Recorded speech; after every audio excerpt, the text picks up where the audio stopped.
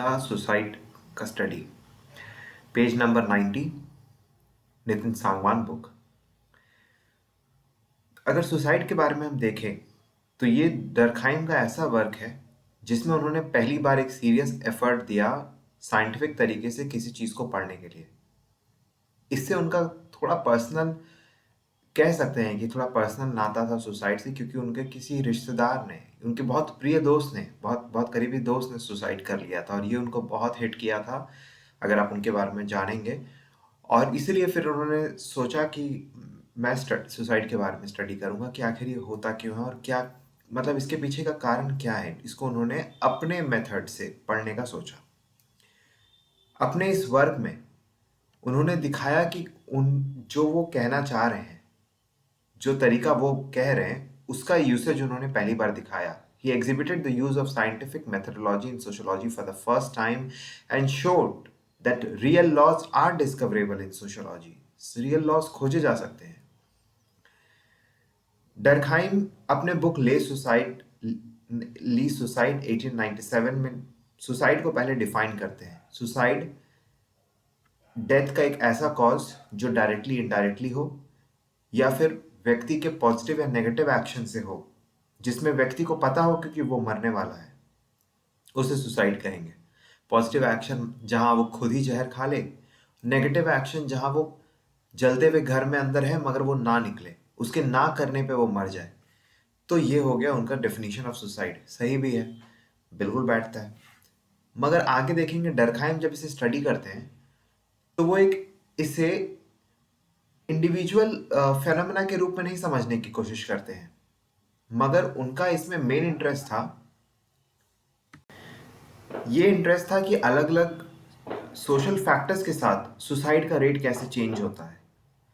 तो ऐसा क्यों आखिर वो किसी इंडिविजुअल के पर्सपेक्टिव को क्यों नहीं समझना चाहते थे, वो एक ब्रॉड पर्सपेक्टिव में क्यों? क्योंकि यही उनका तरीका है। वो, उनका मानना था कि सुसाइड भी एक सोशल फैक्ट है और किसी भी दूसरे सोशल फैक्ट की तरह इसका कॉज दूसरे सोशल फैक्ट में है और नॉर्मल स्टेट में ये फंक्शनल है, पैथोलॉजिकल स्टेट में ये एबनॉर्मल हो जाता है, रेट बहुत ज़्यादा बढ़ जाता है। ये उनका पहले का स्टडी हम जो मैंने आपको बताया।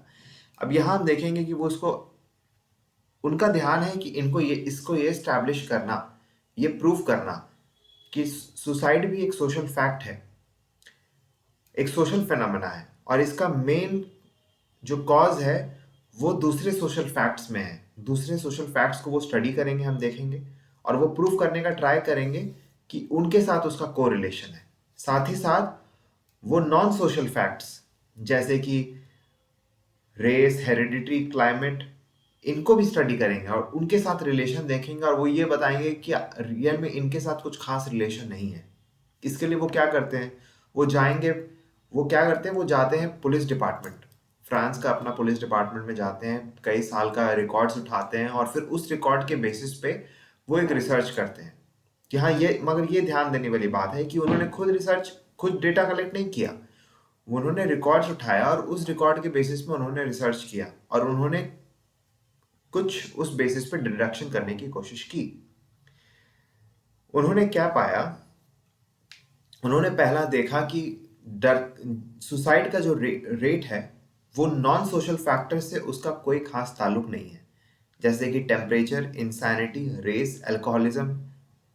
ऐसा नहीं है कि कोई पर्टिकुलर रेस के लोग ज़्यादा सुसाइड कर रहे हैं या कोई पर्टिकुलर टेम्परेचर वाला देश, एरिया के लोग ज़्यादा सुसाइड कर रहे हैं, अल्कोहलिज्म के कारण लोग ज़्यादा सुसाइड कर रहे हैं, इसमें उन्होंने कोई रिलेशन नहीं पाया।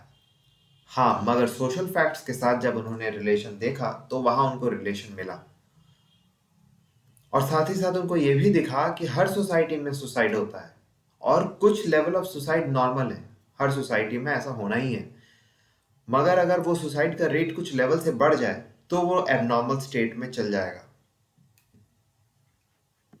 ठीक है, यहां वो क्या कर रहे हैं, मल्टीवेरिएट एनालिसिस, मतलब बहुत सारे वेरिएबल्स का एनालिसिस करके उस चीज को स्टडी कर रहे हैं।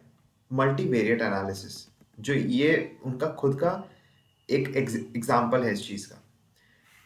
तो हम यही देखेंगे कि उन्होंने स्टैटिस्टिकल टेक्निक इस्तेमाल करके ये जानने की कोशिश की और ये प्रूव करने की कोशिश की कि सुसाइड जो कि एक सोशल फैक्ट सुसाइड एक सोशल फैक्ट है और इसका कॉज भी लाई करता है अदर सोशल फैक्ट्स में। इन्होंने इसके लिए मल्टीवेरिएट एनालिसिस किया और रिसर्च के बाद उनको ये कंक्लूजन मिला, ये 5 कंक्लूजन मिला। उन्होंने पाया कि जो मेल्स हैं उनमें सुसाइडल टेंडेंसी ज़्यादा होती है एज कंपेयर टू फीमेल्स। जो बैचलर हैं उनमें ज़्यादा होता है क्योंकि वो एक मैरिज है उन्हें स्टेबल रिलेशनशिप प्रोवाइड करता है जहां उनका सुसाइडल टेंडेंसी घट जाता है या उन्हें कंट्रोल करने में मदद मिलता है।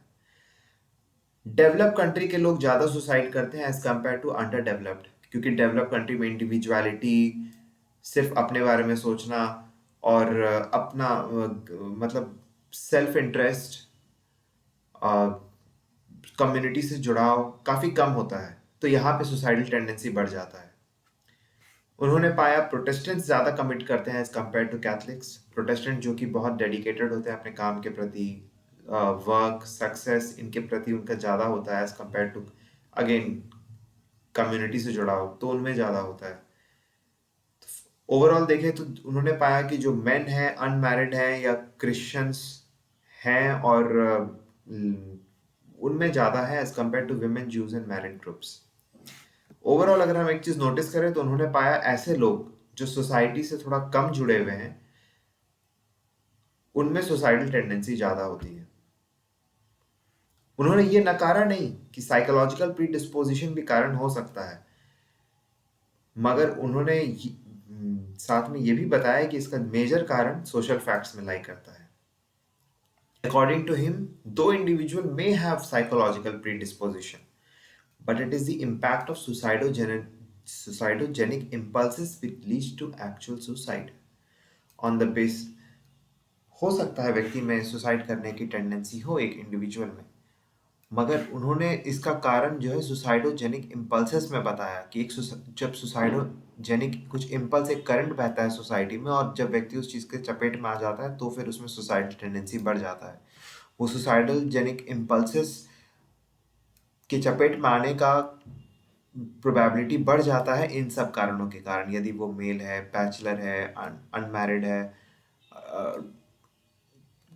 डेवलपिंग सोसाइटी में के तरफ रुख किए हुए सोसाइटी में है, सोसाइटी से उतना जुड़ाव नहीं है, तो उसमें सुसाइडल टेंडेंसी काफ़ी ज़्यादा होता है। On the basis of his analysis, he identified two types of bonds that integrate individual into a society. उन्होंने पाया दो तरह के बॉन्ड्स हैं जो सोसाइटी एक इंडिविजुअल पे लगाती है और वही डिटरमाइन करते हैं कि एक इंडिविजुअल सोसाइटी से कितना जुड़ा हुआ है। वो दो तरह के बॉन्ड है, एक forces of integration and forces of regulation. Forces of integration के कारण दो तरीके का सुसाइड होता है। एक तो एल्ट्रुइस्टिक सुसाइड, ये तब होता है जब व्यक्ति अपने सोसाइटी से कुछ ज़्यादा ही जुड़ा हुआ है ओवर इंटीग्रेशन के कारण। ये खासकर वैसे सोसाइटी में होता है जहाँ मैकेनिकल सॉलिडारिटी बहुत हाई है, तो व्यक्ति अपने लॉजिकली नहीं सोचता है, वो सोसाइटी के लिए जान देने को तैयार हो जाता है। जैसे कि for example Sati in India, जहाँ औरतें रिलीजन को इतना ऊपर मानती थी और उसमें रेबेलियन बात ही नहीं आता था, तो they were ready to sacrifice themselves in order to uphold the religious doctrines or those sayings. Soldiers in war जो देश के लिए जान देने को तैयार रहते हैं क्योंकि उनमें देशभक्ति की भावना इतनी रहती है कि वो देश के लिए देने को तैयार रहते हैं।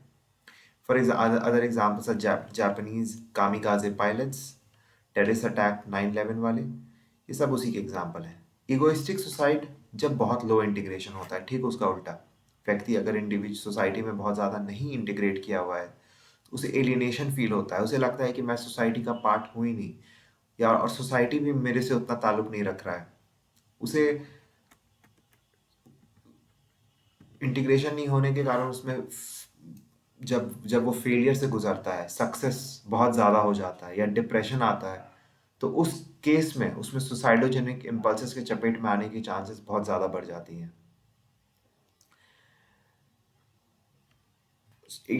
Egoistic suicides stem from incurable weariness and sad depression. The increased likelihood of altruistic suicide springs from hope, for it depends on the belief in beautiful perspective beyond life. Forces of regulation. It implies control of individual by the society.